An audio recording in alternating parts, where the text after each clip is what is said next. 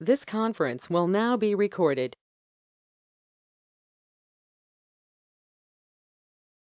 All right, so we're gonna start the meeting at 6:01. First order is to approve the minutes from last month. I sent you a change or a request for a change. Okay, I emailed it to you when did you know that? right after the minutes came out. All right, I missed that. You remember what it was? There's a copy of it. Yeah, I missed that.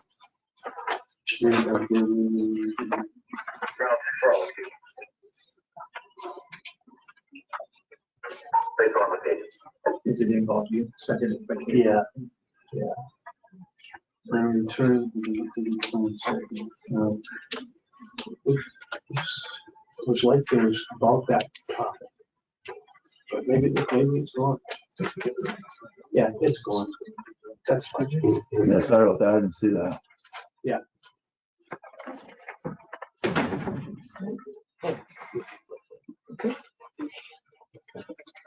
And then secondly, before we continue, I want to get attendance. Pretty much I want to make note of who's here. Usually don't have as many people here, so scroll around. I just want to write down. So we have Bob Thomason. THOMASON. and Mark Kelleher. KELLEHER. Kathy White.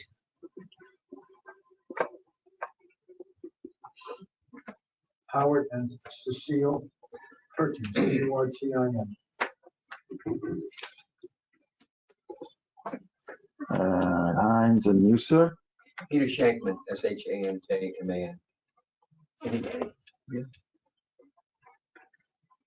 And you know everyone else. All right. So we want to take a vote on the minutes. I'll make a motion to accept the minutes. Second.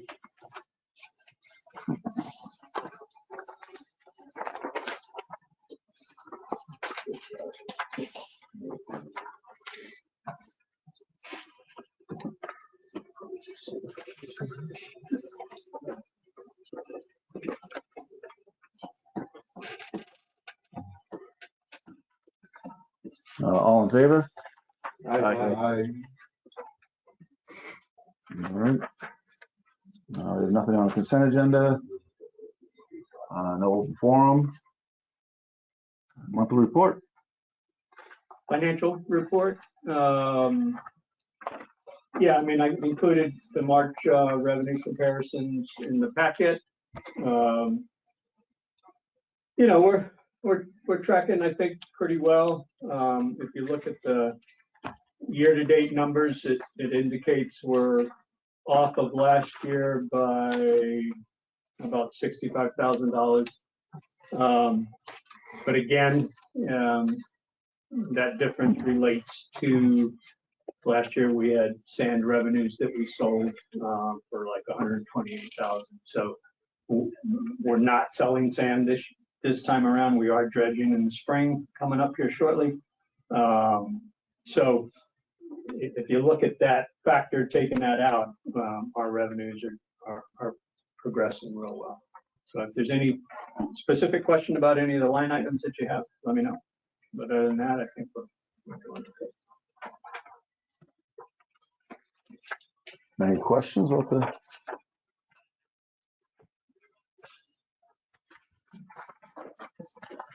All right. So we'll move on to new business. Presentation for the. Okay, What's in that? so that's me. I think I'd like to just, before I get started, confirm that we have Kevin Baruchin from GEI Consulting. He is the engineer on the project. I think he's dialing in online. Kevin, you there? Yep, I'm here. Okay, and then I think we also have Amy Uzlowski, our conservation agent, online, who I worked hand in hand with her on this project. Amy, you online? Yes, hi, John. Okay, great. So, and then Heinz Proctor, Natural Resource Director, is here as well in the room, so he may have, some input on it as well. So let's just give you kind of a general overview of how we got here, and then I'll go over the plan that is designed, and we can, receive feedback from the public and certainly from the board. This project was first approved in May of 2019 at town meeting to improve the site. And the focus when we went in, and the focus has always been, but when we went in front of town meeting, really the focus of the project was to improve the site from a stabilization of the bank perspective, to improve access to the public float that currently exists there. If anybody knows Whitson Dock, we have a fixed dock that's there with a aluminum ramp that goes down to a float. And since I've been here for years, at high tide, you got to walk through water in order to get to the ramp. So we're trying to fix that problem to improve the access to the public float area. And we're looking to address stormwater runoff. Right now, if you've gone to the facility, it's a gravel landing. Obviously, the road going down is paved, but then the landing itself is gravel, and it just runs into the river. So there is nothing that stops runoff from the landing, from the road, from going into the Herring River. So we're trying to address that issue as well. And so we've taken some, relatively speaking, it's a project that's small in scope, really. But we're trying to address those main issues. I will be the first to admit it's a tough site. It's a small site, and that gets heavily used by the public. It's a public landing, and so we're trying to bring some organization to the facility to try to improve access, and certainly trying to stabilize the bank and prevent some of the erosion that's going on. And one of the issues on site currently is if you're standing on the if you're standing in the gravel lot and you're staring right at the float, just to the left of that is an area that has been used for years as a ramp almost. It's used to be salt marsh, now it's just muck and mud. It's not paved, it's not intended to be a ramp, but it has been used in the past for people to walk their kayaks in, to walk their canoes in, other boats, but people also drive their truck and boat trailers to put small boats down that area. And it's an area that I think is just degrading the seabed, and whatever salt marsh was there is gone. So we're going to, part of the project is to try to rehab that area as well and provide access to the water at a different site. Because and I'll break out the plan here, but that's kind of the general scope of where we're at.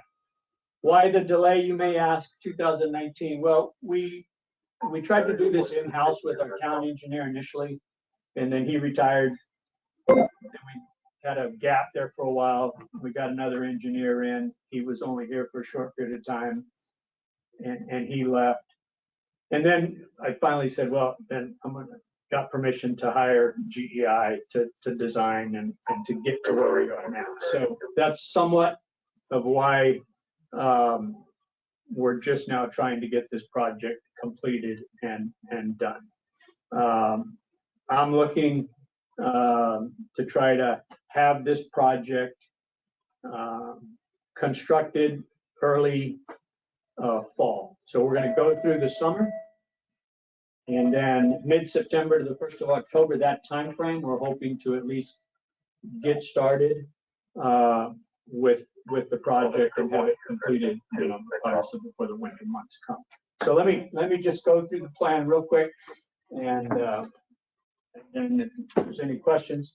If we have any technical questions about what you see in the plan, please ask, and I'll refer them to our project engineer, Kevin.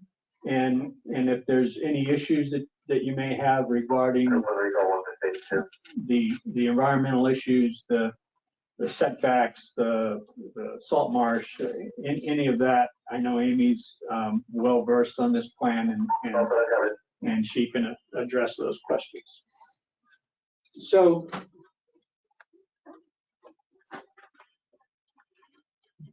not sure what the best angle is for everybody to see. Maybe here.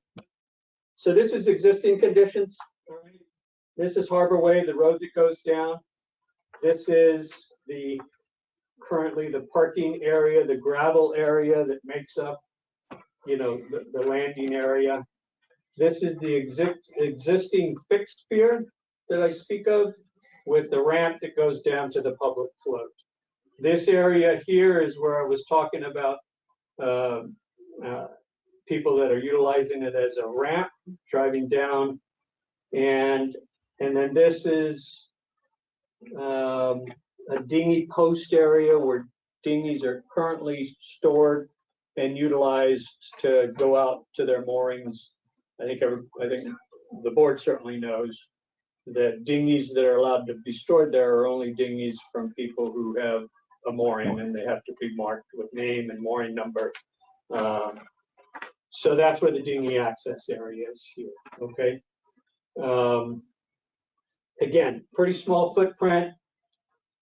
This is the area, as you go down here, there's a parking lot, and this is where Mr. Zaretti's property is, the fish house, the shellfish lab area is here, just for reference.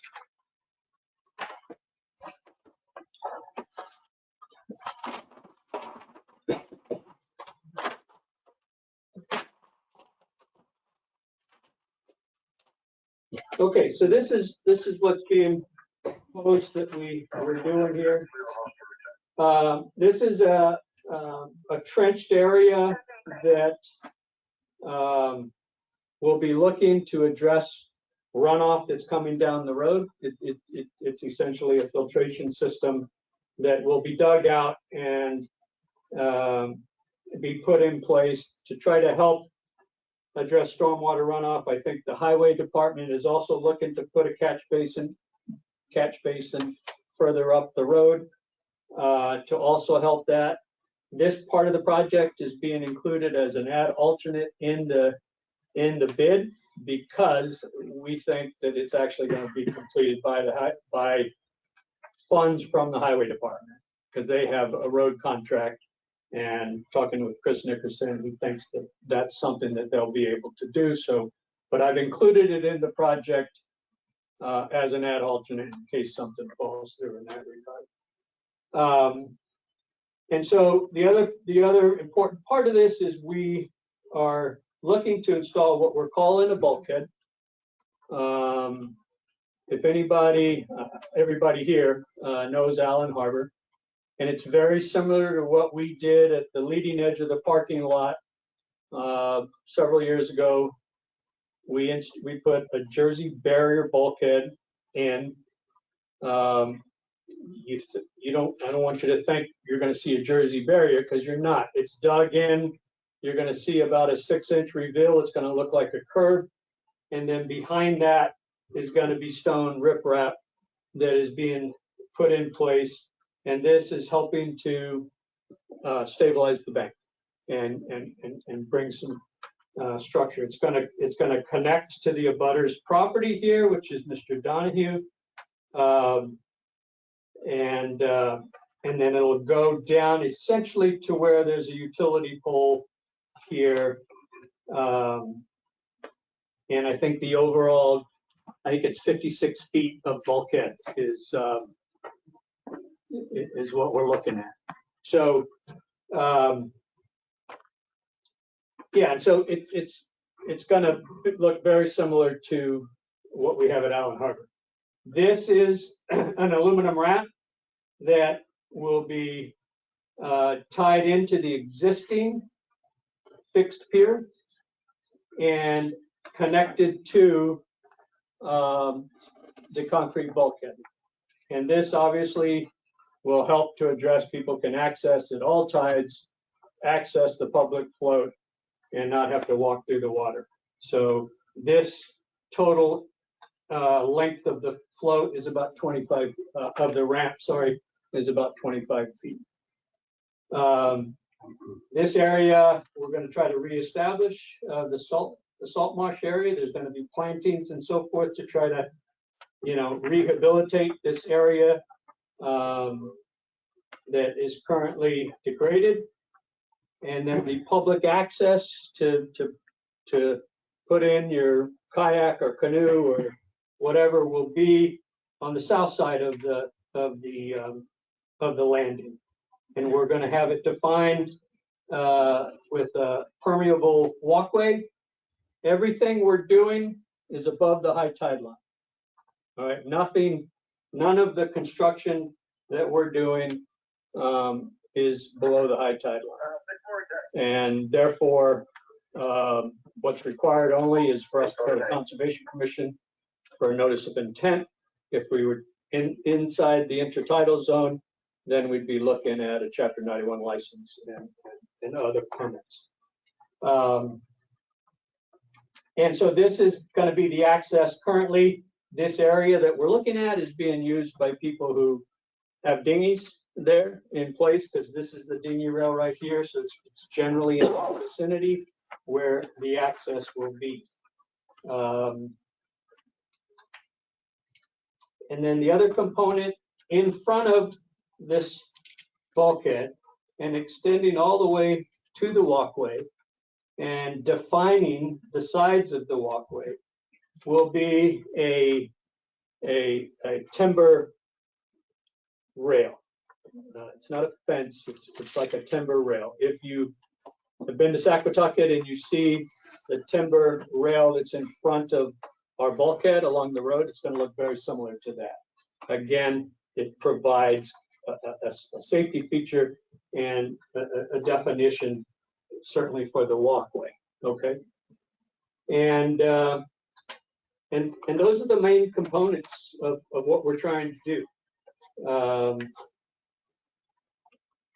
I will, if I can, see if Kevin wants to add anything to that from an engineering perspective.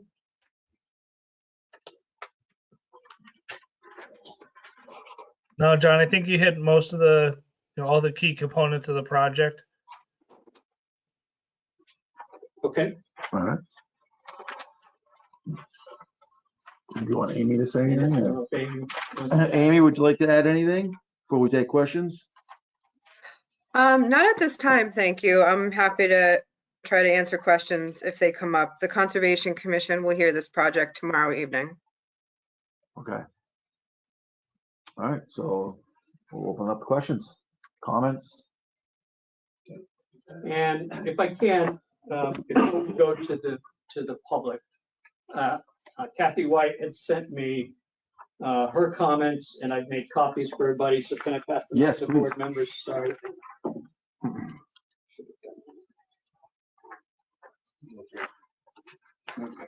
Yeah.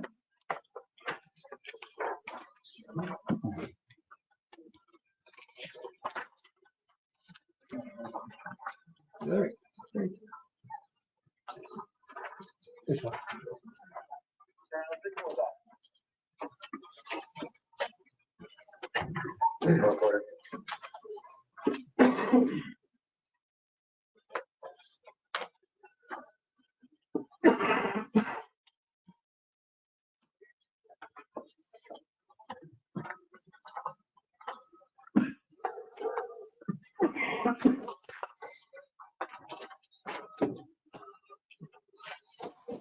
John, I have a question in regards to the new access to the water.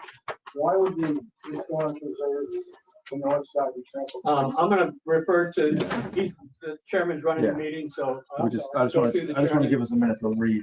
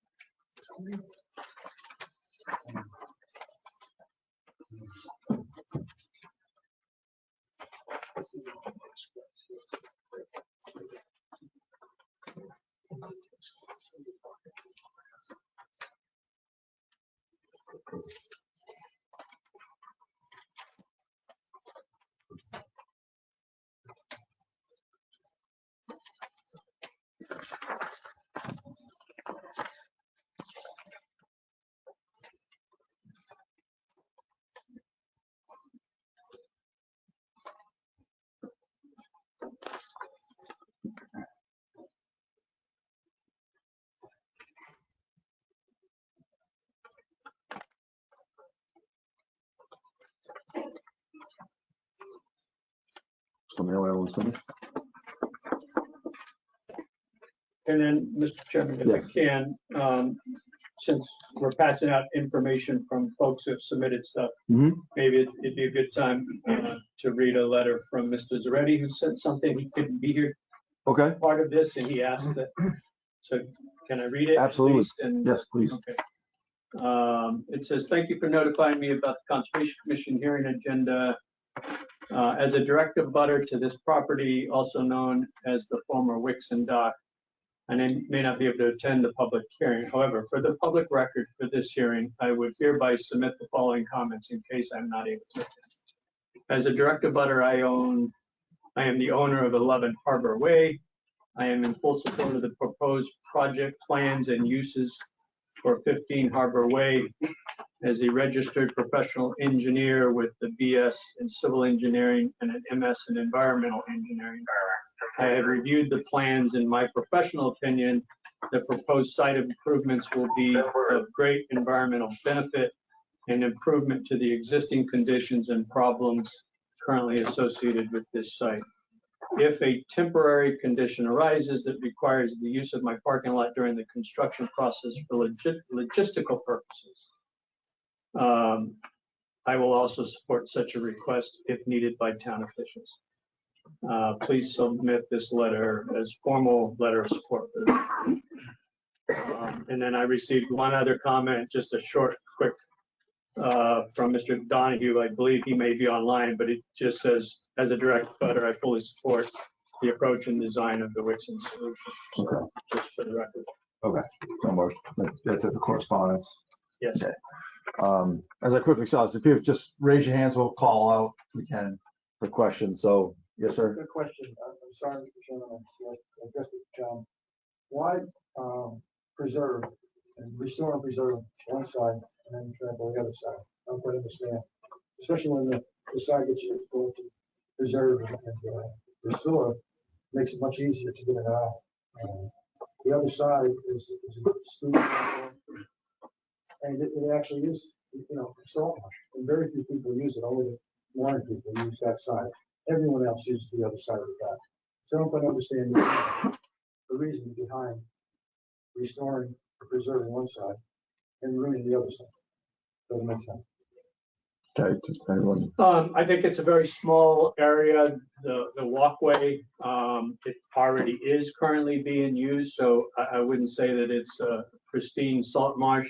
I think the area that is currently being utilized as a ramp is a large area, and I think it's causing some stability and some erosion issues for the abutter as well. And so I think us being it, and in addition, we can better support the entire structure of a bulkhead that we're trying to put in place to stabilize the entire footprint of the landing. You know, having just potentially cutting it off at the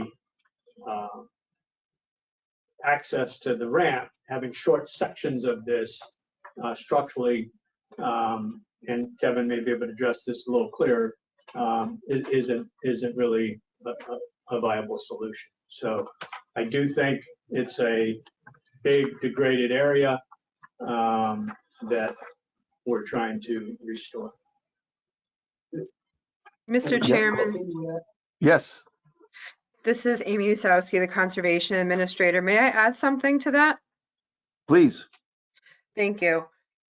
Another reason for picking that location, other than what John had stated, was that the Conservation Commission will require an applicant to mitigate for any new structure in a resource area or buffer zone. So if the town would like to add that aluminum ramp going landward, extending farther, that's a new structure. The Jersey barriers, the rocks, that's a new structure. All of these things require mitigation to do that, to offset that. And oftentimes it comes in the form of restoration of degraded area. And the large part of degraded area on this site is the area that is north of the Wixon Dock. Thank you. I have to ask again. Yes. You're trampling the other side. You're actually creating man-made structures, and you're allowing people to enter and egress the water in a dangerous position as opposed to the other side. I just don't understand. You're restoring one area, but from a conservation standpoint, you're ruining the other side. So it doesn't make any sense. None. I'll repeat myself. I mean, yeah, but for what, yeah, go ahead. I mean, I can repeat myself again, and I'm not going to argue. The place that we're looking to provide access is already being utilized as an access for dinghies. It already is. I would So- admit to you, John, that it's being used in a minimal sense compared to the other side. Okay. I don't want. Hang on. I don't want to have a position where we have currently truck and trailers driving down that area.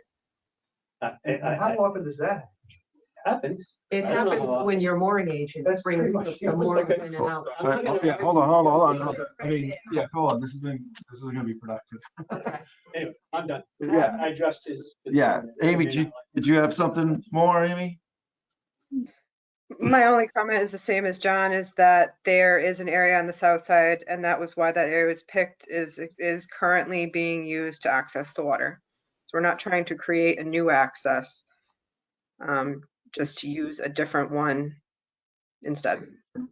And from what I understand, what you said before was that because of the barriers being put in, you have to have an area that you have to mitigate, and that's why using the north side.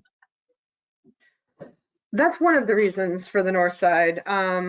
But yes, so the commission requires, if you're putting new structure in an actual wetland, be it a salt marsh, land subject,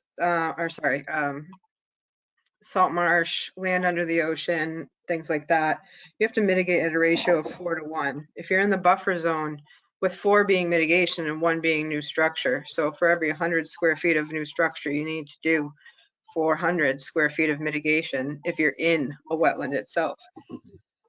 This area has been degraded significantly and does support shellfish habitat below the mean high water line. That did have salt marsh and just seemed, as well as being abutting a property and there being some potential erosion onto that property as a result of the use of that area. And again, the Conservation Commission has not seen this yet. They will see it tomorrow, but that this was a prime area for restoration. Can I just make one more comment? Okay, thank you. To Amy, Yes, Amy, was there any Amy, consider- this is a question addressed to you. Was there any consideration given, just eliminating the idea of accessing on the north side and just using for the mooring dinghies on the south side? Or excuse me, just the outside? What was the code then?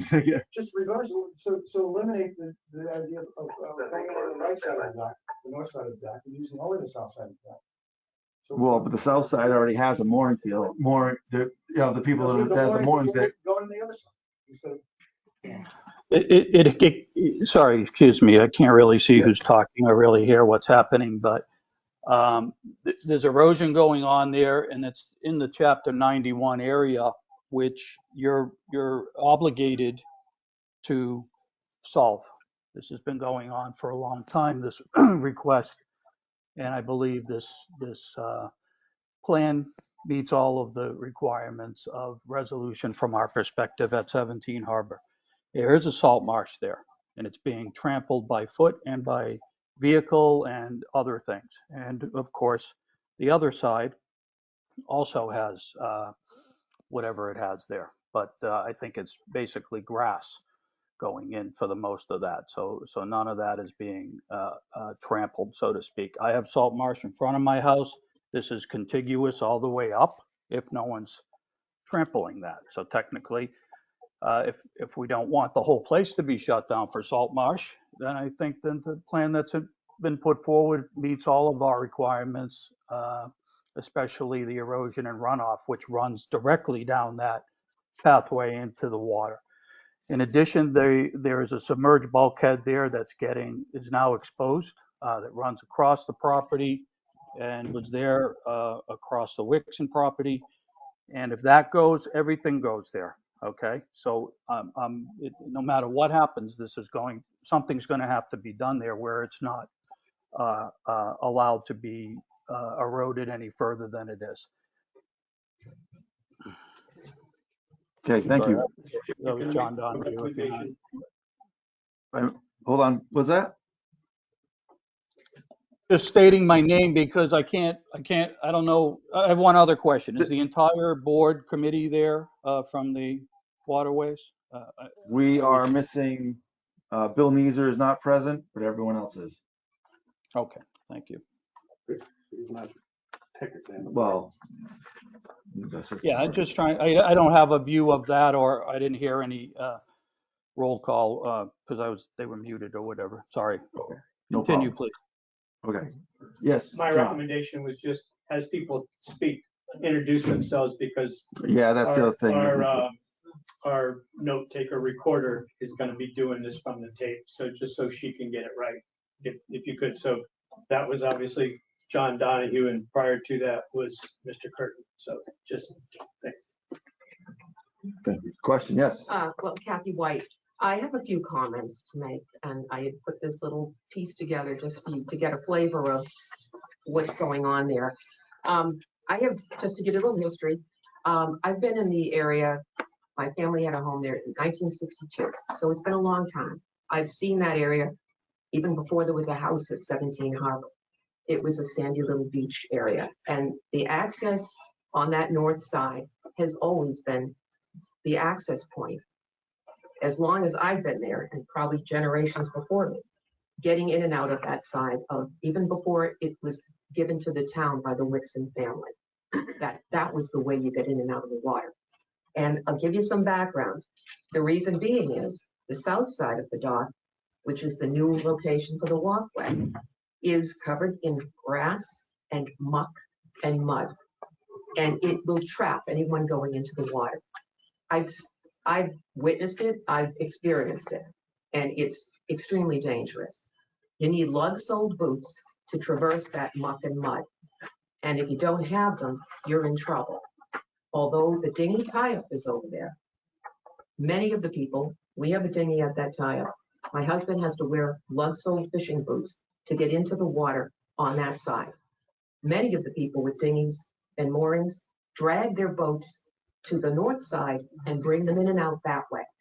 So that's one point that's extremely important. Another thing is it's a velocity zone. The current in that area can exceed 3 knots. This is from the Harbor Master's report. and it poses a danger to anyone. Boaters, fishermen, even swimmers go in, and at least 2 saves were made of people being swept in at that point and dragged under the dock just last summer. My husband was one of the, he saved somebody basically. So installing a permeable walkway on that south side is going to be a liability for the town.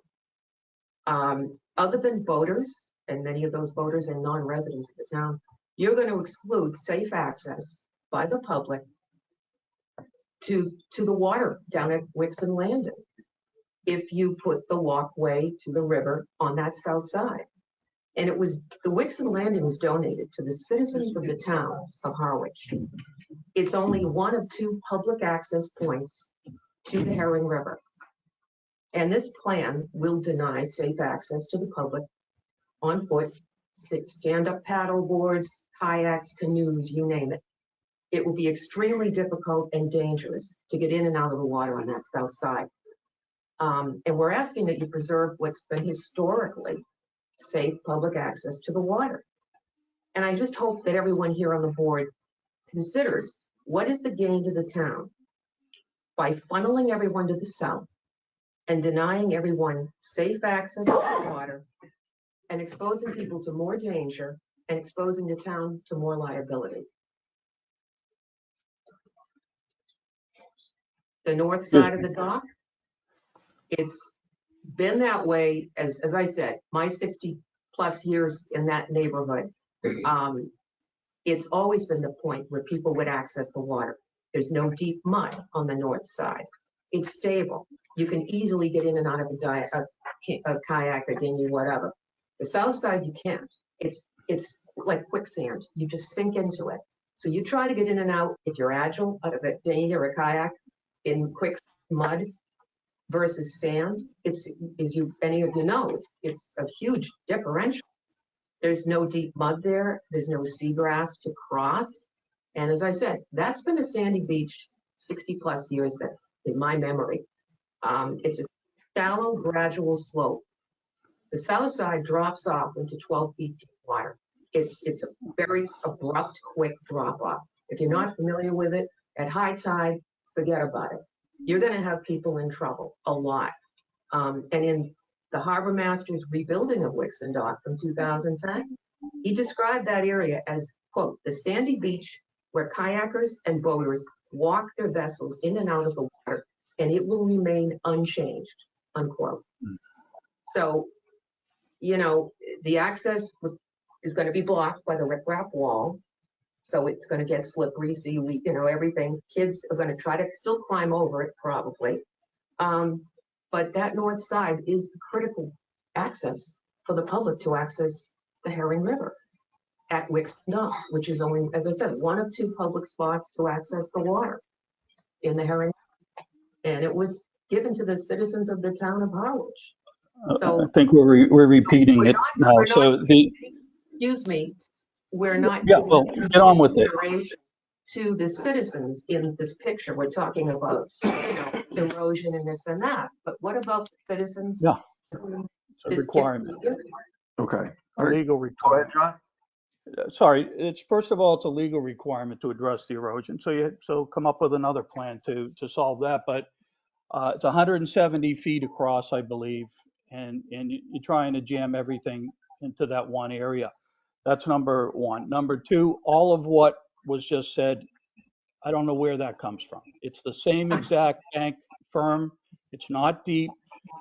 In fact, the rescues have occurred on the other side. Okay, I've been there 28 years. I work in my office upside in that window for 4 months a year when that's used. Most of the kayaks that I've seen out there are launched either at the northwest corner of the fish shack. There's a little area where the Albee guys bring the heaviest kayaks, fishing kayak, and the area that the dinghies are used at. And there's no way, and I have video proof of this and pictures of people using that people drag 50-pound dinghies over to the other place. Okay, I have a video of me walking that entire shoreline from one end to the other, and there's no issue with that spot at all. And you can swim into it the same way you can swim in the other side. And I've done all of it. And some people that talk about it have not done that, clearly. Okay. So whatever we're talking about here is a nothing burger. Okay. You put this thing down there, you have a dolly with your kayak, you bring it in, you get in there. There's no current in that area. Okay. That's a zero current area. Okay. Because the current is flowing across the float area and down under the fish shack. So there's no danger there. There's a danger in the river generally on outgoing tides of a 5-knot current, and I have pulled people on the north side kayak or flipped over upside down, was pinned against that float. If I hadn't walked around when that happened, that person wouldn't be on this earth. Dennis lifeguards have been rescued by me over there because they've been stuck hanging on to the float, being pulled out under the float. This is a much better solution from a number of perspectives. Okay, so I believe this is started a little bit with erosion. I believe the people in this room, some of them don't even use the area. I don't know why they're even here. Okay, and I'm in a butter, and I don't know if Mr. Zaretti's on the call, but I don't know what he seems to support it too. So I believe that the access has been preserved, okay? And the initial deed to this town was for commercial fishermen to use it, followed by pleasure craft. So, using the float to get to the mooring, putting your dinghy in, which is approximately 8 to 10 people, and then followed by that, I don't know what. Okay, so there's posted signage there, what can be done, it can't be done, and most of the people that are signing up on this neighborhood list are bringing us unleashed dogs down there and doing whatever on that sign has been posted as not allowed. So I think this is my opinion on it. I've seen it all for 28 years. And I think finally we have people that in the town that have addressed this and have solved the problem that was reported also by people sitting there that have changed their tune. Okay, since, so I don't really understand this. All right, well, thank you. That was John Donahue. Yeah, your name? Sorry. My name is Mark Kelleher. Yep. By this new plan, you're going to direct people, and when I say people, it's mostly young people. You're going to direct them to the south side of that pier. Now, when they either swim or come in on a boat, they're going to come in that south side of the pier. That area is 14 feet deep. So young kid comes down, or grandkid comes down, they're used to going down that shallow ramp. They're going to go on the other side. First of all, you have to walk through mud. As Kathy said, you don't have boots on, it's mud. What's down beneath there could be glass shells, so you have potentially kids getting hurt. And then once they get in the water, it's 14 feet deep. Now, I work at the ARC pier. This summer, I saved a person because that current, as John mentioned, can run 5 to 7 knots at a low tide on the south side. Now, this particular guy was caught in that current, and he was just hanging on to that pier, almost going under. If you go under that pier, you're going to be cut up really bad. That's the north side, Mark. That's the north side. No, I'm talking about the south side, and please don't interrupt me, please. On the south side where the Zaretti Pier is, that's where I saved this guy. There was a tremendous, that's the velocity zone. And what I envision happening with this location is you're gonna have people swimming on that side, on the south side, where you have tremendous velocities, and they're gonna get stuck in that current. And I'm a good swimmer. I swim miles every week. When I swim against that current, I can't even make forward progress. So you're gonna have people going in on that south side. They're gonna get stuck in the current. They're gonna be pulled under the Zaretti Pier, and you're gonna have a lot of people getting hurt and maybe more. So I just don't see how it benefits the town to switch people from a safe area to a risky area. What's the benefit for the town? Okay, so Same and, water. and that's my point. We're taking a safe area to enter the river. Now we're swinging it over to the south side. We have a tremendous current. You have mud, and you have a 14-foot depth of water. Not safe for many, many people. Thank you. Yes, gentleman in the back. Yeah, Peter Shankman, could somebody just explain the purpose, how much of the problem will be solved by I think you said the grate and the storm drain? Would that solve most of the problem, some of the problem? I'm not tuned to that, so could somebody speak to that? You referencing that the highway department puts in a storm drain higher up? Higher up, and then I think you said a grate down below, or no? Is that Well, Trench, yeah. that's a a trench. trench, I'm sorry. Yeah, that's okay. Yeah, Maybe go we ahead. can You give explain that that, 'cause I to, don't- the engineer. Is that Kevin? You going to answer that or help out with that? Yeah, I can help out with that. So the storm drain system hasn't been designed at this point, but the intent would be that would be taking the brunt of the stormwater runoff. Right now, we have the infiltration trench there to help divert the water down rather than across the existing soils, which is what's running off into the resource areas at this point. So the intent is that the drainage system would be taking care of the majority of it, which at that point, we would not need the infiltration trenches John mentioned earlier. Yeah. Okay. Could I make a comment? Yes. Yeah, from looking onto the Harbor Master's website from the coastal engineering report, Town of Harwich Harbors and Marine Facilities Analysis Report by Coastal Engineering in 2009, they identified the problem of the runoff into the Herring River. At the time, they said the most beneficial option would be to pave the parking lot, create a curb or a berm on the southern face of the parking lot, and install multiple catch basins with storm scepters to treat and trap any sediment entering the basin. This would greatly reduce the amount of pollution and sediment that's currently entering the wetland and polluting the Herring River. So that was what coastal engineering, their, suggestion was to do back then. And we've also, kind of posed, in some emails to the town, what about putting some sort of a ramp over that? Going to put that riprap wall, a ramp so that people could get over that, or off of that new extended gangway to the left, have a ramp or step going down to the sandy spot so people can safely get in and out of that water on the north side.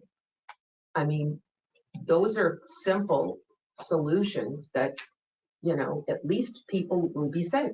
I mean, what you're proposing here is just, it's a huge liability for the town and it's a huge danger for the public. Maybe we'll speak to one of- I suggest somebody go down there and walk in that area from this committee, if this is the committee that decides, and go down there and walk there, because at low tide, you can walk in there fine. It's also not an issue down there on the south side. I just disagree with everything. It's too bad you guys don't swear people in. If I could make one comment, just to address one of Ms. White's comments, and I'll refer to Amy with regard to paving of the lot. We've raised that option, but from a conservation standpoint, we're not allowed to pave, and maybe Amy can elaborate on that. Sure. It is highly unlikely that the Conservation Commission would allow paving in a resource area, because that's what that area is. It's either it's fringe salt marsh, it's right at the edge of wetland, and right in the 0 to 50 foot no disturb zone. So the commission tries its hardest to be consistent, and they wouldn't let a citizen pave this close to a wetland resource area, and it is very unlikely they would allow the town to do that as well. Yes, ma'am. Hi, I'm Cecile Curtin. I live on Harwich Way.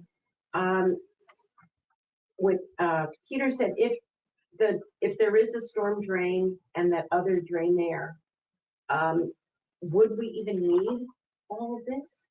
If they not pave, but if they gravel, the area down there with the two drains, would we need this? Because how am I going to be carrying my 2-year-old granddaughter over this with a kayak? And I have no idea how anybody's going to get in with paddle boards, kayaks, just accessing the water. I mean, this is going to be super slippery. I could just see breaking an ankle in between the rocks. My granddaughter falling. I don't understand why we need all of this. I understand we have to do the runoff. I totally understand that. But I think we're just taking this like to an extreme and spending probably a lot of money that I don't know if the town needs to spend all of this. Larry? Can I ask a dumb question? I obviously I'm very athletic, so I stand up paddleboard every day. Absolutely not. But wouldn't it be? I mean, there's a beautiful ramp, like a nice stable float.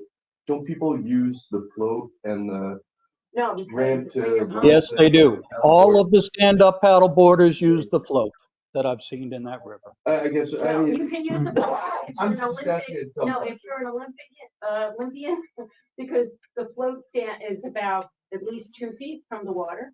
So you have to then you have to get down. It's much easier to just. I walk have in pictures of the through. SUP. Hold on. Yeah, I'm gonna have to, hold on, Launching. John. I'm thinking. I know, Yeah, John, we're gonna let her, I they think gotta speak. I can't hear I can't judge who's talking and what. I can't really hear anybody over in that section of the room. Much easier walking through the sand and getting in it that way. And then when you're in, then somebody could actually push you, push you in. Once you're in that water, it's way easy to flip. I would never even try that. And the current. So now you're in the middle, not in the middle of the river, but you're out. And Mr. Zaretti's house is right there. If you're out that far, I would never attempt it with that current, because I'll be underneath that fish house in a minute or two. That's not an exaggeration. We have several kayaks, we have several paddle boards, and I just don't know how I would access the water.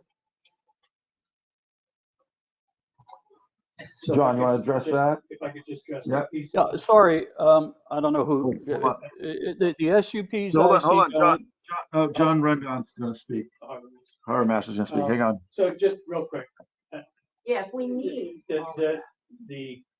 the bulkhead is not intended for you to walk over, try to climb over so whether people will or not, I think you made that point. I mean, we can't stop everybody from doing what they want to do, all right? I mean, Yeah. will they? I don't know. But the intent is not for you to do that or for your kids or grandkids to do that. It's to use the south side walkway access to the water's edge, where that's the access, not trying to climb over the existing. Whether you agree with that or not, I just want you to No, I'm just understand our trying to intent is understand how not. I would physically do it. So You're I not would supposed walk to. out to the ramp where there's already fish house is, right? That's where. The new on ramp the would go south in, yeah? side. So The there's walkway. The not walkway. ramp. it's a walkway. So what happens at the end of the walkway? You're at the water's edge, just like you would walking down the other north side of the. And slope. how big is the walkway? It's just like a 3-foot walkway? What's the dimension of it? The walkway is going to be 4 feet wide. And the walkway is going to be a pervious material that still allows the grass to grow through. So we're not impacting as much as if we were to put a full gravel walkway in, but it's stable enough that you can walk on. So are you supposed to carry your paddleboard down the walkway and get in there with the current and then get right under the. Yeah. That's why I'm About confused. 25. Okay. Does it go to the high tide line or? Everything is above that. Above that? Yeah. Just a very dangerous place to swim or kayak. Currents there, so. On the north side, it's People Well, yeah, it's have the been same doing spot. it for like it's really not. hundreds, I mean, probably 100 All right, years. we had- yes, sir. Bob Thomason. Yes. I have a couple things that I'd like to add. It might be helpful. I'm not sure. I didn't realize that this ramp area that you're talking about, people were driving trucks and trailers in. If that's the case, what if we just put a couple posts to prevent the trailer from coming in? So people could still walk in. Mhm, I mean, that might be a simple solution. mhm. And the other thing I'd like to say is that the tides are extremely high. Every year it seems more and more. There's a picture here included that shows that whole area covered by a high tide. So I'm wondering how effective that drain's gonna be when the flood tides come up and overwhelm the drain.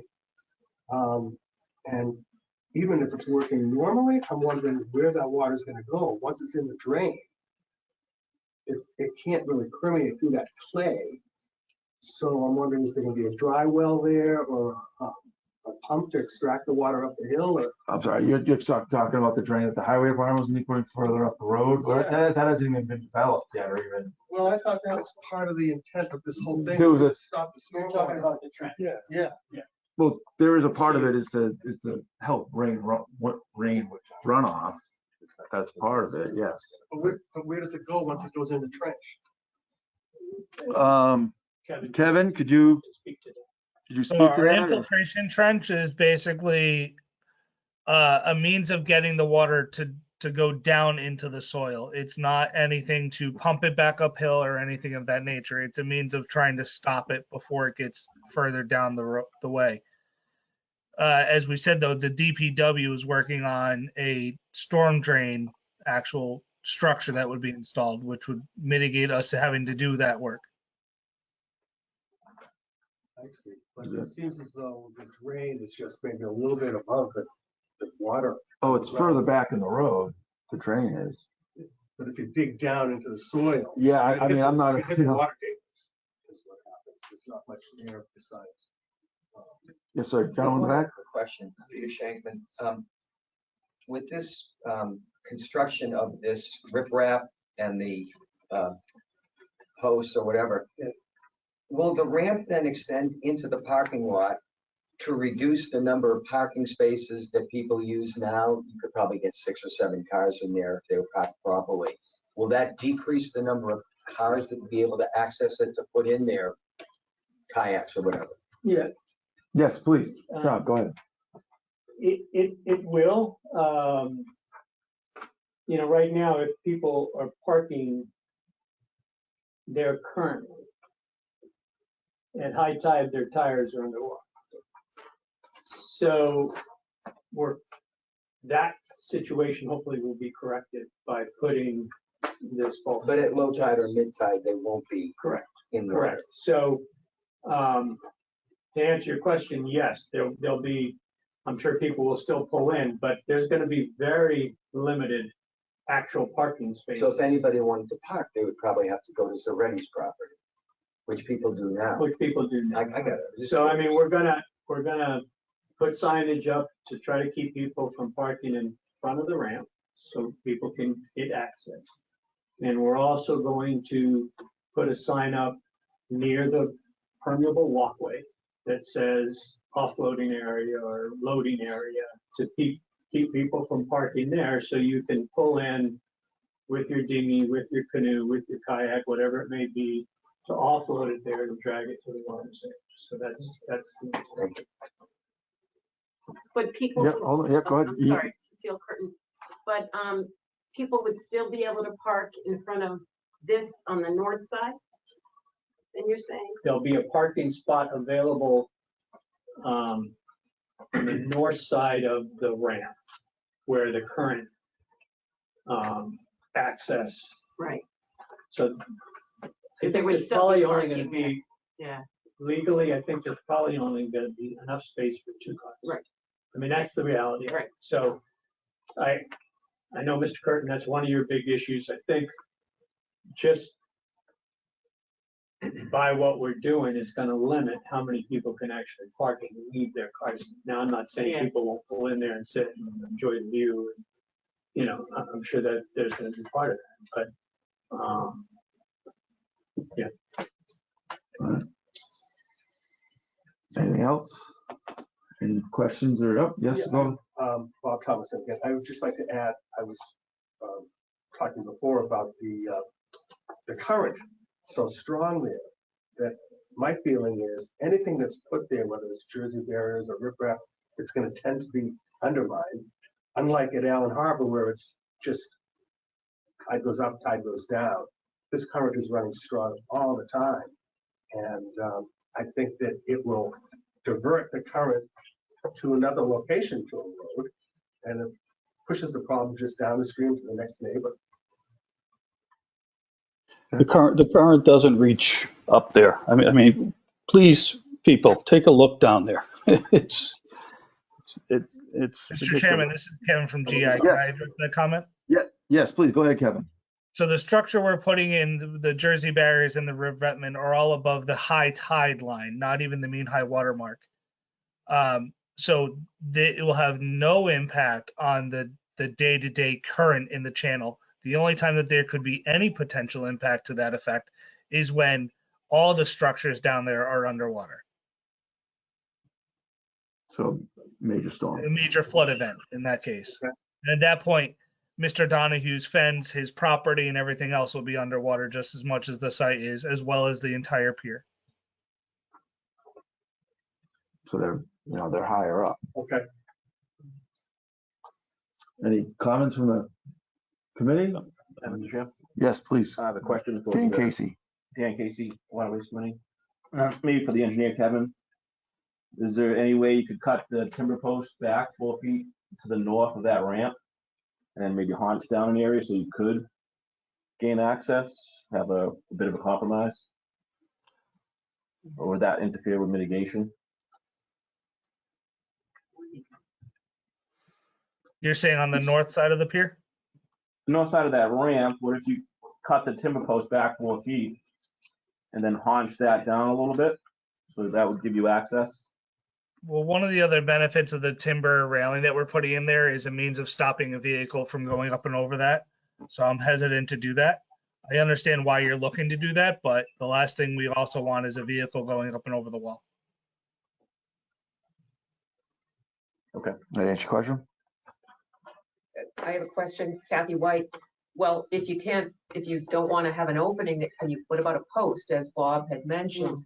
Like like you said, a little haunch, but then a post, so a car could not go through, but a person could.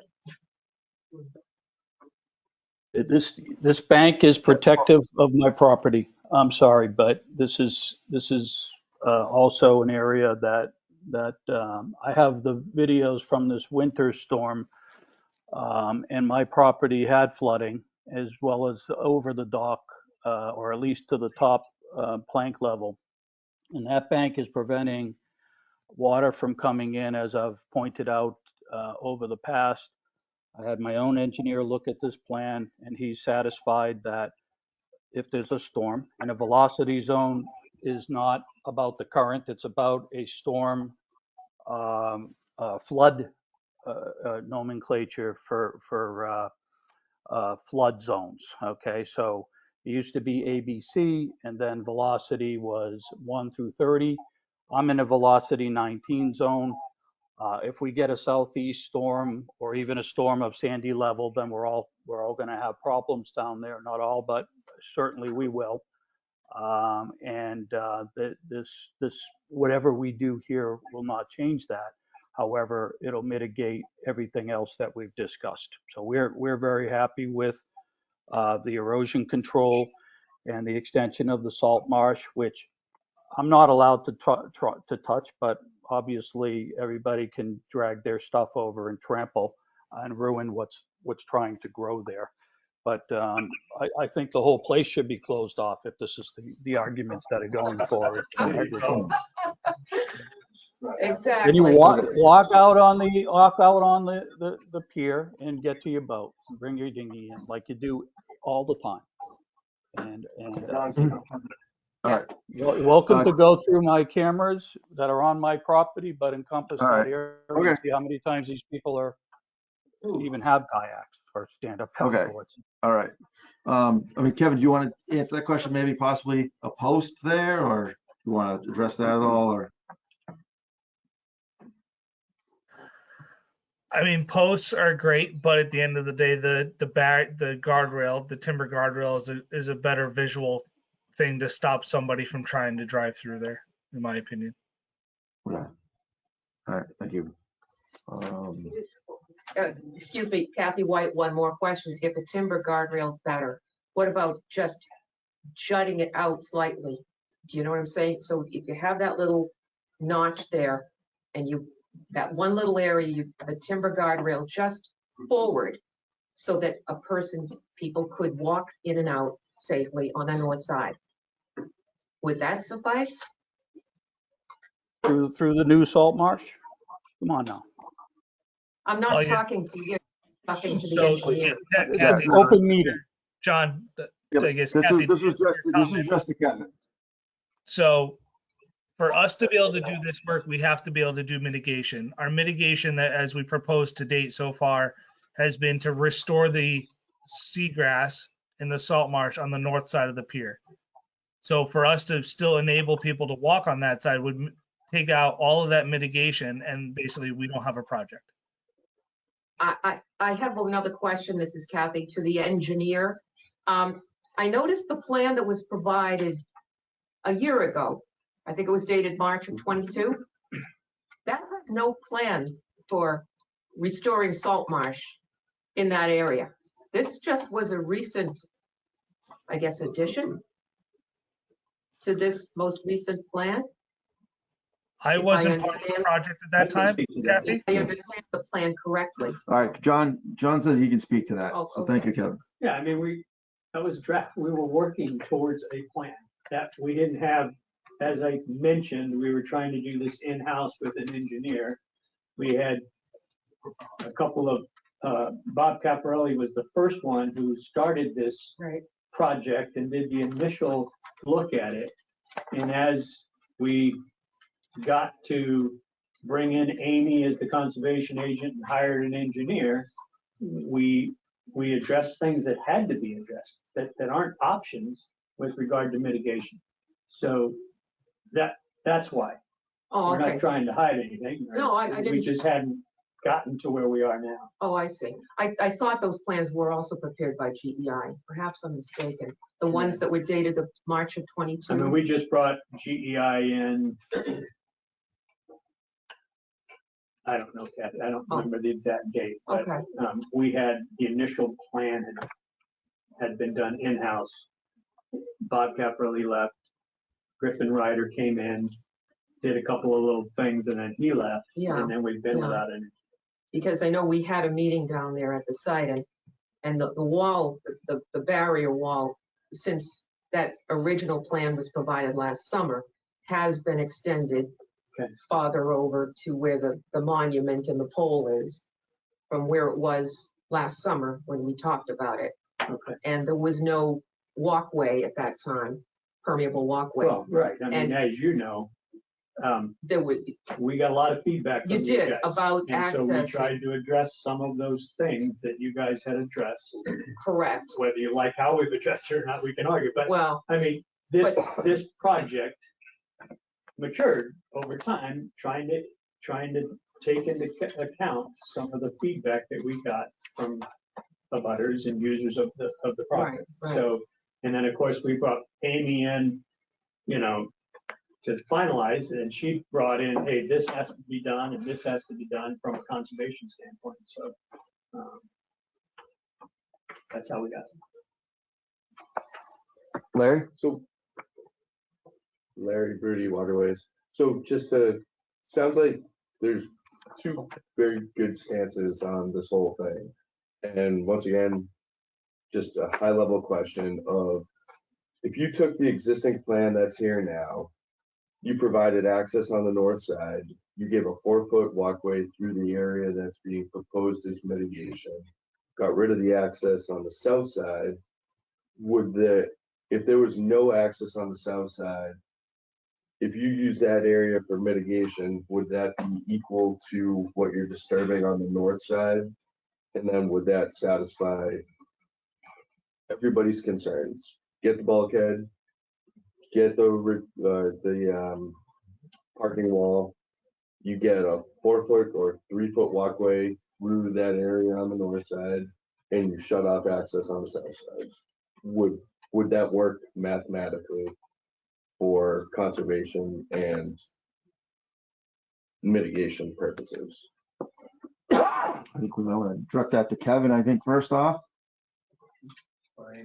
Without the actually trying to take measurements or anything in front of me, I don't think so, because part of the problem is the erosion that's coming down that side, which is also impacting the salt marsh. But I don't also think that there's enough area on the south side for us to use for mitigation purposes. I'd have to consult Amy again offline, because I don't think that's something we could do in this meeting, but I don't think that there was enough area over there for us to mitigate what we needed to. Mr. Chairman, may I? Yes, please. Amy Usowski, Conservation Agent again.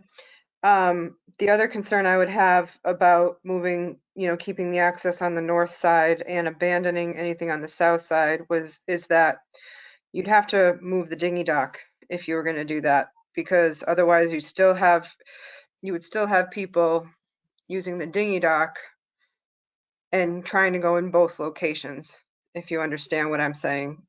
People use the path of least resistance. So if you were to keep the dinghy dock on the south side, you would automatically most likely still have access on the south side as well as still on the north side. And I would agree with Kevin in that we would have to take a look at the numbers, but I do not believe, based on my knowledge of the area, that there is adequate area on the south side to mitigate to the amount that you need to for the amount of increase in structure that you're putting. Okay, thank you. Anything else? Yes, sir. That's Howard Curtin. I'd like to first say it's unfortunate that neighbors seem to be pitted against each other here. But I can attest, I've used the area, as John can attest. And it is more dangerous getting in and out of the water, more inconvenient, more cumbersome getting in and out of the water on the south side of the dock. There's no question. But I appreciate the argument on the other side. He's my neighbor. So has anyone given any consideration or any thought to the idea of making it safer and easier to get in and out of the water on the south side? Because I don't care what anyone says, it's more difficult and it could lead to dangers.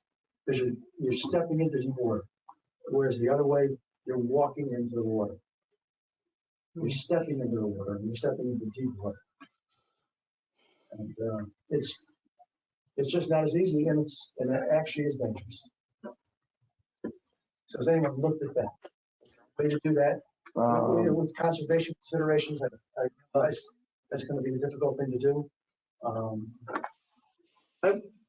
Yeah, please go ahead. I mean, I'm not in a position to argue your point. All I can do is what I have done at all times. I've walked out in that area to see if I was knee deep in mud, and I'm not when I did it. So is there a drop off? Yes. Is there current? Yes. There's current in all locations in the river. It's not an easy waterway, and anything we do, there's going to be risk.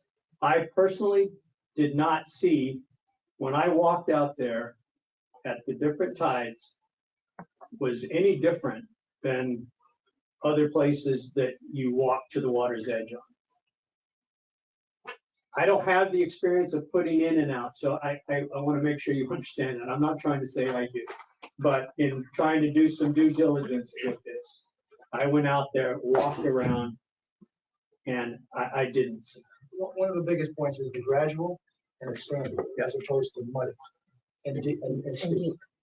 So those are two big considerations: the sandy and gradual, muddy and steep. like I said, if you're in a kayak and I'm in it with my granddaughter, he could push me, you know, if I'm getting in it in 14 feet of water, it's, unless people have done it, you really don't know what you're up against. Yes. Yeah, Bob Thompson. One thing here that I think is in favor of this north side is this wall that's here comes out this far. Then it jogs over and there's another seawall that comes out here where Dave's house is. It's perched right on the cliff. Those two areas really slow down the current enough to make this a safe area.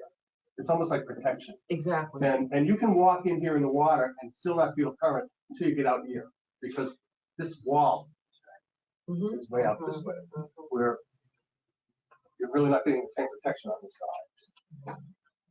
And this area has been pretty much the same. I've been there 70 years. It's pretty much the same as it's been forever. Yeah. I mean, a little bit of roads and more sand comes back in. The grass starts to grow, then it gets trampled down, and it's stable. It's hard sand. It's really safe to walk on. I'm sorry, who's speaking? Robert Thomason. And you Okay. are? I'm John Donahue. Nice to meet you, sir. Thank you. I can't, they don't move the camera or I can't Yeah, hear it's, it, so. I mean, it's not the most ideal. So back to the erosion or the original issues here. You know, access has been covered, I believe, and erosion, you're trying to undo the mitigation and all of these things if we start opening this again. I've spent a lot of time on this and waited a long time, more than 10 years, okay? So I think that if we're not going to move ahead with it, we'll go other routes, but I think Amy understands at least the Chapter 91 town abutting responsibility on this erosion issue, and I think that's the whole case in a nutshell. So move it over or don't move it over, have nothing, but it needs to move away. An erosion situation that satisfies me has to happen. I've lost a lot of property there. And you can make all the neighborly comments you want, but you're screwing me the more you push on this. So that's my end of the story with this thing. If it goes any further, I'll just take it another angle. I'm sorry, but this is insane. You don't even use the place. Okay, all right, moving on. Yes, we got a question from Ken? Yeah, Kent Harwich Waterways Committee. Just wondering if the engineer has a comment or an idea. Is there any, since access and people brought up opening the timber rail on the north side, and you already have an opening on the walkway, the pier. What about if you came out on the pier that you already have the opening on, and then you created a means on the north side of the pier where you had access to get out below the mitigated area, and then you access the water on the north side of that pier, whether it be a ramp, whether it be a stair, I don't know how high it is, but you make it so that you can launch a kayak from there below the saltwater marsh restoration area, wherever the water is, but just make it so you can get to it from there and still maintain the float that's out on the end. And it can be, you can have a ramp kind of thing that goes into the water, almost like an artificial beach, but it's a ramp that you can get in at the water's height. Just a question. You already have an opening in this plan. Utilize it and get below the restoration area and access your dinghy, your kayaks, and whatever from there. That's to you, Kevin. I was trying to follow where you were trying to put that. If you're halfway out on the existing timber pier that's in place, go halfway out, 3/4 of the way out. On your left-hand side as you're walking out on the north side, you created an opening in the railing system that allowed you to get down to the water height, a good size platform, a good size area that you can get on, not your kayak or your canoe or whatever you're trying to get onto. That is below Amy's restoration, the area that she needs for her restorations. You've already got the restoration mitigation, the mitigation percentages factored into there. And make it so that you can access in this area where people are saying that it is, you don't have the currents, you don't have the deep water, you don't have this, that, and the other thing, but so you can still utilize the structure that's already there. So in order to do that, we would not be able to just file through the NOI order conditions process. We'd have to go out for additional permitting.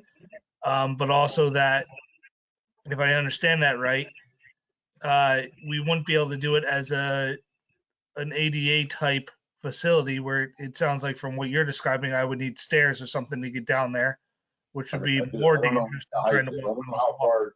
far, before you start this opening in the railing, how far out on that where that aluminum railing ends on this plan, you're below the mitigation area. After where the aluminum, or maybe it's at the aluminum, you factored into the aluminum section that you're going to build that gets you to the water's edge. And it could be an ADA ramp. I don't know why an ADA ramp. It could be. It's just a question of another way of accessing the water to the north, below the restoration areas, and still be able to get to that sandy area that's at the water's edge and doesn't drop off so much. You already have the opening in the timber frame wall out at the top. Yes, the concept. Amy, is there something wrong with that idea? It would be additional structure that you'd be putting in, so additional mitigation. We'd have to look at distances to property lines as well. Chapter 91 requires 25 feet from structures to property lines.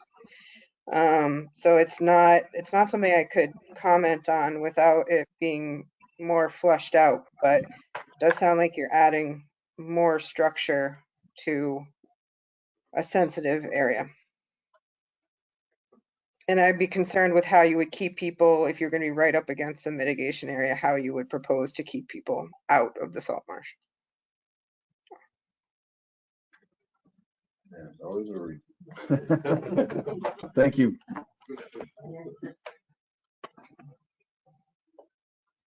Anything else from anybody? Thank you for all your comments and concerns. I have a question for maybe the engineer. What happens to this lot without the rock wall over that whole distance? That's you, Kevin? Could you clarify your question, I guess, in what regards? As far as erosion goes. So if we don't put the rock in, and we just put the Jersey barriers, or? I kind of understand that that's the whole system. The Jersey barriers have a rock, but if you shorten it up on either end, what happens as far as erosion goes? You mean from like the telephone pole side or Mr. Donahue side? Correct. So the telephone pole side has already seen more aggressive erosion since we started this project, before I even got on the project, which is why we extended it down to the telephone pole to help mitigate that.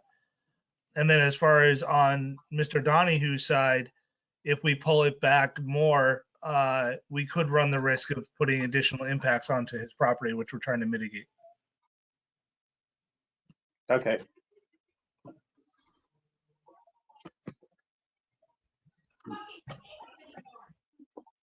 Anything else from any of the members?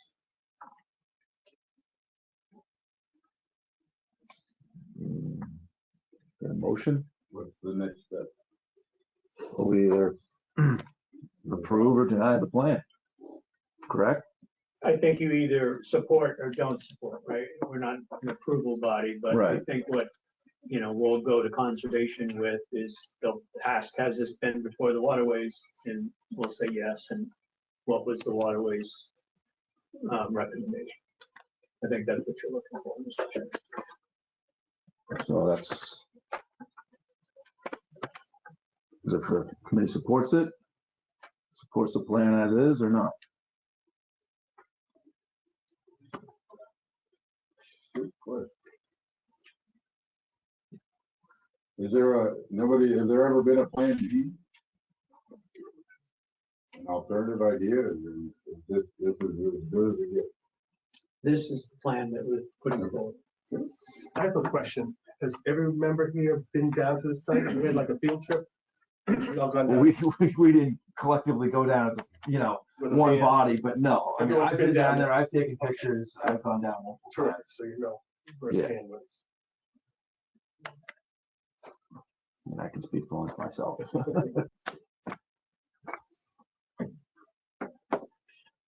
Well, given the fact that we have an engineer and a harbor master and a conservation agent that have all looked at this and analyzed this and come up with this is the best alternative, I'm going to say, I'm going to make a motion that we accept this plan as proposed.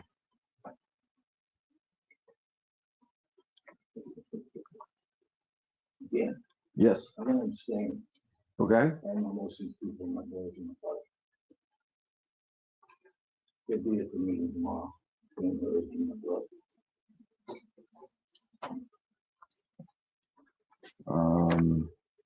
we get a second, from any other member? I'll second it.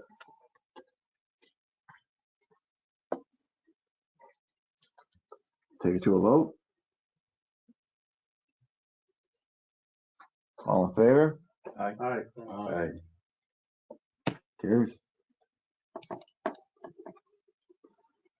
Thanks for coming in.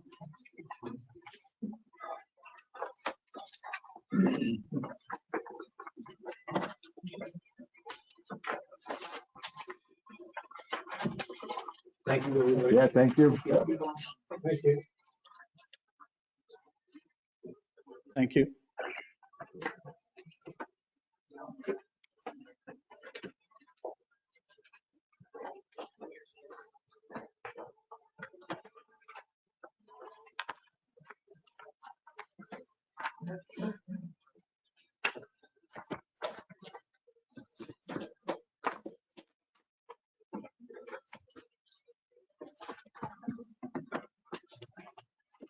So I think we could get 2 copies assigned. So I think we'll You want to get him out of here? go to the next, You guys can sign. Good, you can sign. we can do this after. Okay, Yeah. yeah, all right, so we'll just, hit old business real quick. Yeah, does anybody have copies of this? I have hard copies. You want to see the plan? Oh, there's what is gonna be coming for you. Oh, okay. Say, all right.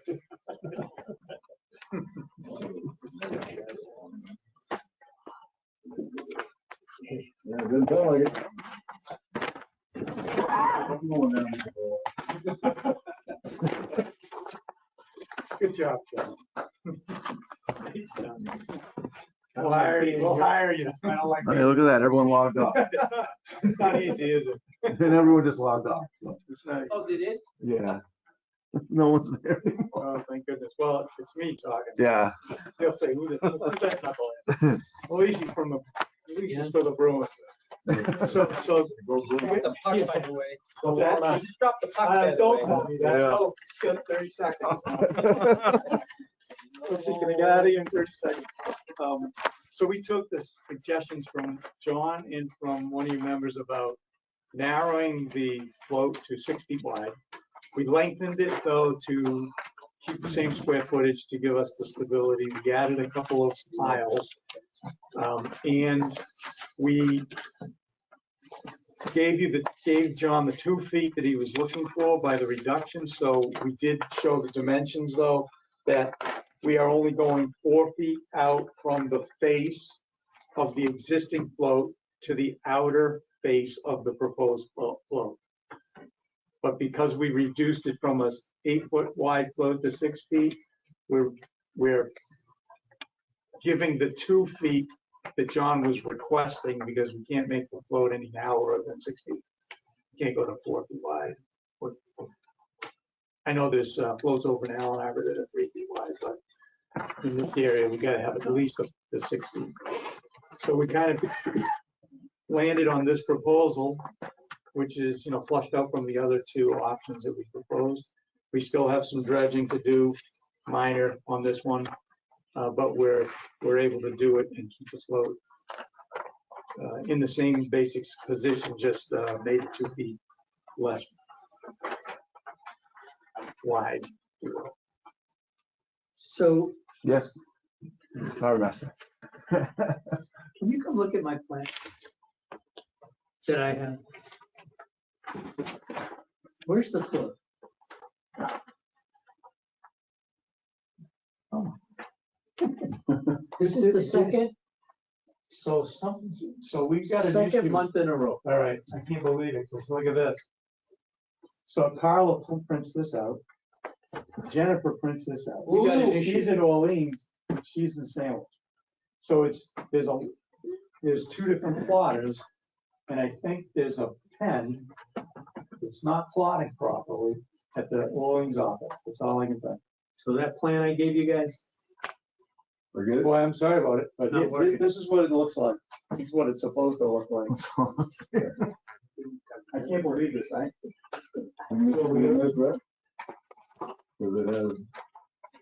Yeah, what if I print the stuff off, Mike? It's a little tiny. Do you show the flow on the proposed? Yeah. So then you're good. It's gotta be in the PDF in the layer. Right? Because he printed that out from the online. That's right. It's in the PDF in the layering, because if you go to Staples half the time, they don't print it right. I know that from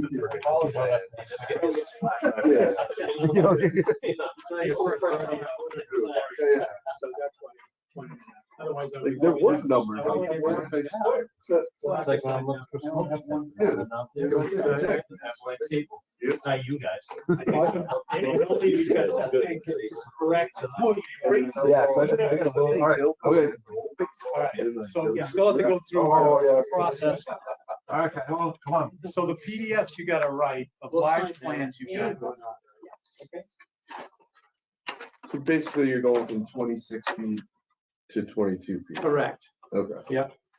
And this is the drawing that we're gonna sign.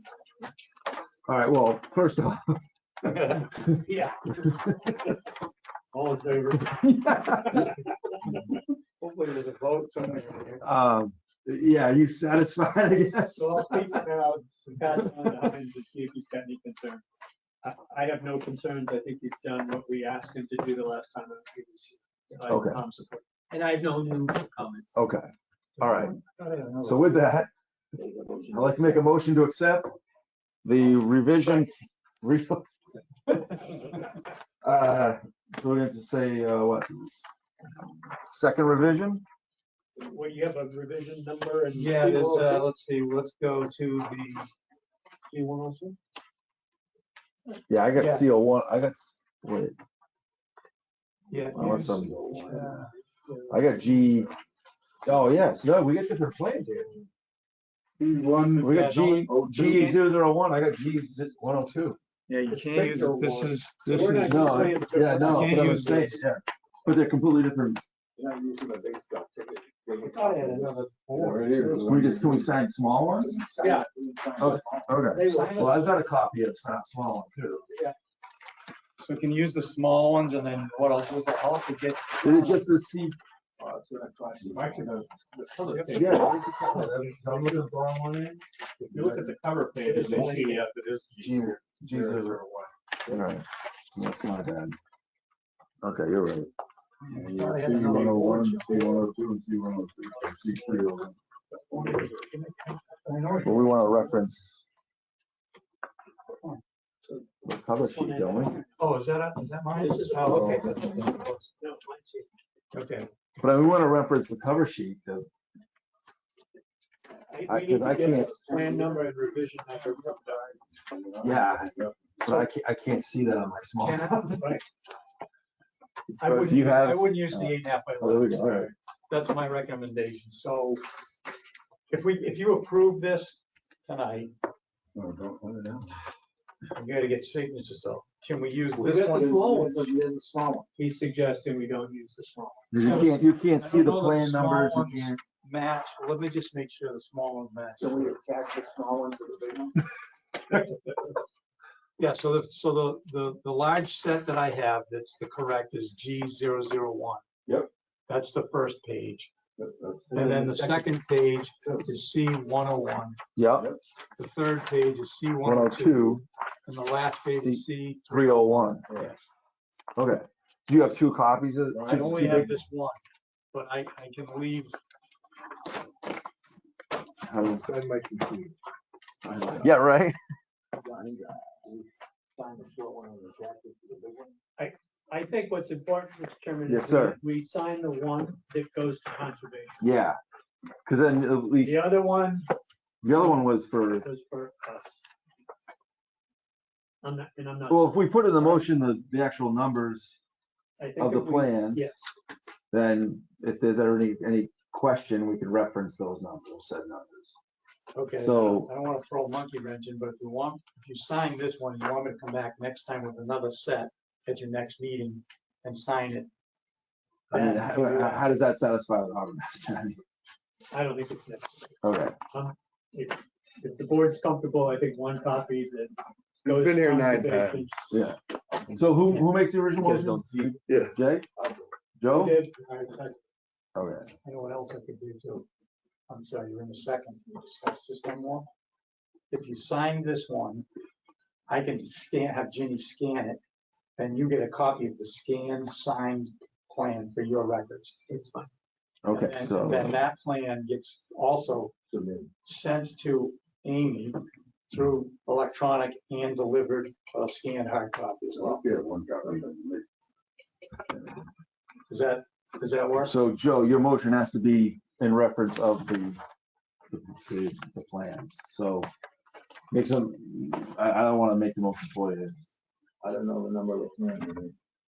Well, there's Well, so we have, 4 pages now. Yeah. There's the numbers right there, Joe. It'll just say 01, G001. Motion to accept the plan as G001, C101, C102, and C301, 4 pages. 420, 420. This is the one we want signed, right? Yes. Yeah. Yes. Who's this the point? Just the top, right? okay, just to, hold on, so then, Jay, you second, Yes. we get a vote, all in favor? Aye. All right, now we can, I promise I'll scan it and get it over to you. Okay. You promise the road to win too. They're gonna sweep, they're gonna sweep. They're gonna sweep. 24 minutes.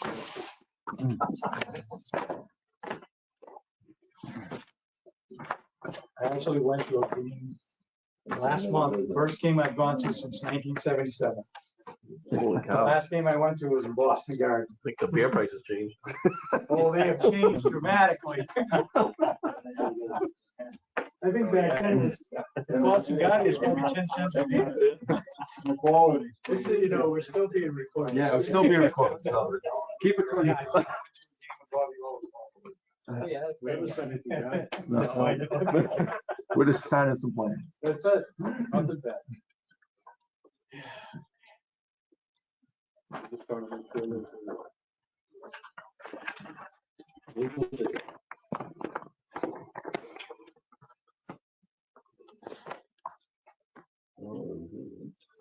He doesn't have to come back.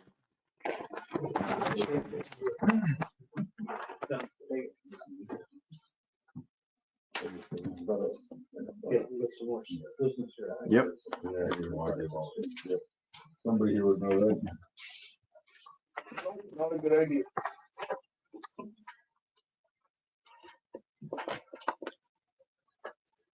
John, you'll do your email too? Support. No. All right, so we're gonna move on. Board of Selectmen, no monthly report. Harbor Master monthly report, you emailed it out, everyone had a chance to look at it. Natural Resource Officer, So we are in April and May of the calendar year, and that's generally when we see our herring arrive. And last, Thursday, Friday, we had those warm days. The electronic counter was in, and as of last Friday, we were at 20,000 total fish coming up the ladder. At the end of Saturday, we had an additional 20,000, so we were at 40 or 50,000, and as of today, we're at 150,000 Wow. there. So there's been a spike with that. Still should have a good rest of April and into May. And I'm there usually Thursdays and Saturdays, and when the public, I'm supposed to forecast with the crystal ball how many we're gonna get this year. And I would take any suggestions we get, because it really is that kind of a roll of the dice. We don't know what the rest of the season will be, weather-wise, water level-wise, number of fish coming, but it's a strong run. It started, we're over 150,000, and it's going well there. So we've seen herring other places, but that's our main run. Just want to say good. Well, and then the other bit of news, which I've shared with the town a couple months ago, and starting to get out, I will be retiring. I'm gonna miss him. this summer. Glad you're still here. I made the finance committee aware, capital outlay things in the town because of natural resources is unique. Not that I'm unique, but the natural resources department is unique. And the town really should think and plan towards that. And it'll be sometime in July, but they've been aware since end of January. So I think 5 months will give them enough time. John and I work well together. He's well aware of it. There's some of my natural resources that is not natural resources, which is assistant harbor master responsibility. So that impacts the department and just the working dynamics of the marina and the waterfront. I've made it's over 25 years. I've worked almost half my life for the town of Harwich. Feels Big like shoes to fill. Yes. Thank you. You will be missed. See you later. So I'm still here till July. I will work into July. It's not like a vacation time that it will leave. There's things I'll put in place for natural resources, whether it be some shellfish patrols and the shellfish lab and some water quality that I'm lining up. It may not go to its full capacity that it did before. And the natural resources is in a much better place than it was 25 years ago in terms of what the town has been able to do with either what I've done or what the town has helped me do. So just wanted to let you guys know, it's starting to be spread amongst it. How can you give all this up? I can't give it up. I don't know, but I'll find out. Yeah, right. I mean, there are some things I won't miss, and some, but yeah, fond memories and great relationships. All right, well, congratulations. Thank you. Where you going? I have friends and relatives. I grew up in Minnesota. I have a brother that still lives there. I have connections in the Carolinas. I have Oh, relatives this in winter Florida. wasn't cold enough for you, so you're going back. So it's cold. Well, maybe summers I'll go there. I don't have anything lined up. It's not that I've been lined up another job or there's a big thing that has occurred. It's just, it feels right. And good I'm deal. sure some of you can agree, like I turned 56 in June and I think what I'll be able to do at 76 is not what I'll be able to do at 56. So I think there's some of that dynamics playing now. How about to that? Yeah, me too. Well, thank you. I appreciate that support and insight. You never know. Like, Well, we'll miss you. thank you. I'm still Well, I miss it. Yeah. Thank you. Who's, is there an exit in line yet, or is it gotta go? Every town is different, and Harwich, for its own reasons, there's never been an assistant harbor master or assistant natural resources.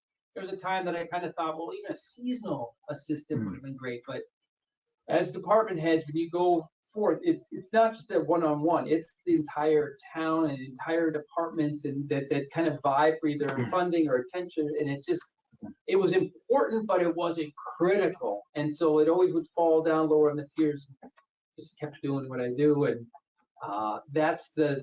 for me personally, there was job security. But on the other hand, a lot of institutional knowledge and connections and projects and some of the things that I did were never directed by Board of Selectmen or committees. Like, well, you should, it evolved from water quality to shellfish lab to controls to interaction with students and projects and water quality dynamics and freshwater ponds and harbors. It just made sense within natural resources, but it was never direct like you shall. It was just like, I can do this and I can get this going. And maybe the town sees it a little bit differently or what projects are higher priorities or less, but to me, they're all priority. The wastewater plan, the water quality of our ponds and harbors, the shellfishery that we have, the aquaculture lab that's run, the sampling that's done for contaminants emerging concern, and the eel migration and the herring run. Those are all, it's like trying to choose your favorite child. They're all valid and important for the town, and they've served, the town really well. There's no Heinz Junior out there hiding in the bushes. There is not. Gonna catch us a poacher. Yeah. Right, yeah. In your free time, have you kind of somewhat documented or made a list of that stuff that could be passed along? Sure. So just to not see your so legacy go. My by the wayside?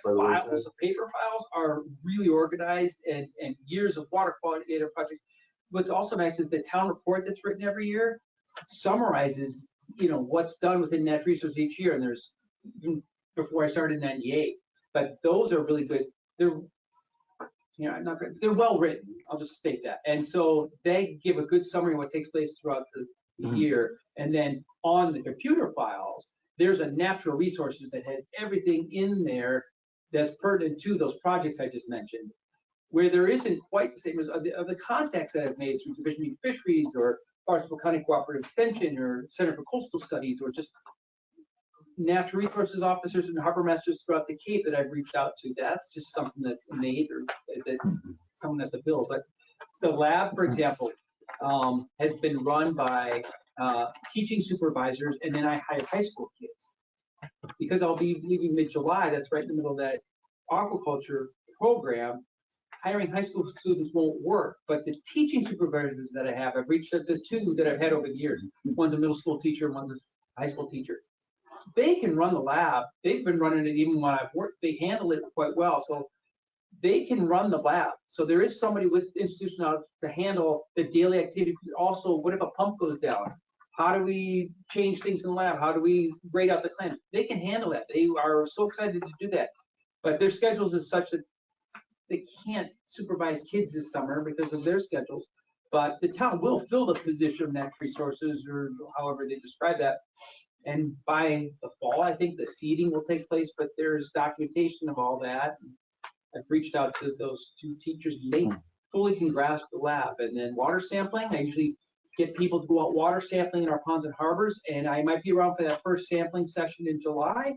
There's different ways to do it. One is when we had the COVID years, they would just pick a kit, they're trained, they can do water sampling in terms of water clarity, temperature, dissolved oxygen can all get gathered, but the actual collection of a bottle and then coming to the harbor and exchange of that and then driven to UMass Dartmouth, it's a little bit of planning and trying to work with Pleasant Bay Alliance on that, and maybe we don't quite do as many samples or something like that, but your question is, there's a lot there that someone who doesn't know anything about Harwich would have a good start. And so, and the files are good, the data is good, the programs are good, the results from those reports are there in written form, but also on the computer. And I mean, not that I would consult this, but I wouldn't turn my back on Harwich. Like if the harbor master's department or naturally or someone at the time couldn't reach me and say like, we came across this. But things that are out in the field, like the shellfish flats, I have volunteer wardens that they'll continue, at least for a little bit, I would think, to cover those patrols. It's Wednesdays and Saturdays in the summer that's open for shellfish, and it's just those 2 days a week. And due to water quality issues in the summer, it's Pleasant Bay and beaches based in Nantucket Sound. Those are the open shellfish areas, which really isn't that much, meaning Nantucket Sound beaches. Pleasant Bay right now is closed for 3 weeks due to a red tide, but that will open up again. But just that area is a concern in the summer. Now in the fall, September, October, November, other areas open up: Herring River, Allen Harbor, Litchfield Harbor, Round Cove. By then, someone should be in place there. The town, talking a lot, when they fill positions, there are some positions in the town that may not necessarily have to be filled right away. Natural resources, I don't think falls into one of those because there's that law enforcement, portion of that. Can't have as a figurehead, maybe you have a town administrator that for a short period of time is like handling a couple calls, but they're going to have somebody that's out there. So you can't leave that position unfilled for too long. As we've seen some other departments kind of go for a while without, and I don't want to speak for town, but I think you'd be the first one at town hall after 2 days or like, okay, it's been 48 hours. It's been, and it's not me, but the position does a lot for the waterfront. Each came back after you guys. No, thank you. Yeah, thank you guys. Yeah. Well, we just got the next up is just the correspondence, letters. So, I included it in the packet, but I also have copies here. Patrick Otten is his name, who came before us last month and asked to be put on the agenda. So I was going to put him on the agenda, but he had another event to go to tonight. So he just asked that I provide his handouts regarding a petition article to prohibit the application of fertilizer in the town of Harwich, and to prohibit the sale, distribution, and use of any type of inflatable balloon. I won't go into them. I have copies if anybody wants to grab a copy. He also did a kind of a flyer that talks about both of the petitions that are going in front of town meeting May 1st. So I have copies if anybody wants more information. All right, well, I think that rounds us out. Motion to adjourn. Second. Well, you'll first it. All right, adjourn at 7:47. Yeah, put the popcorn on. Yeah, you know, Kathy Rice, the thing that shut down. Do we vote? We not yet. All in favor? Aye. Thank you, gentlemen. Meeting adjourned.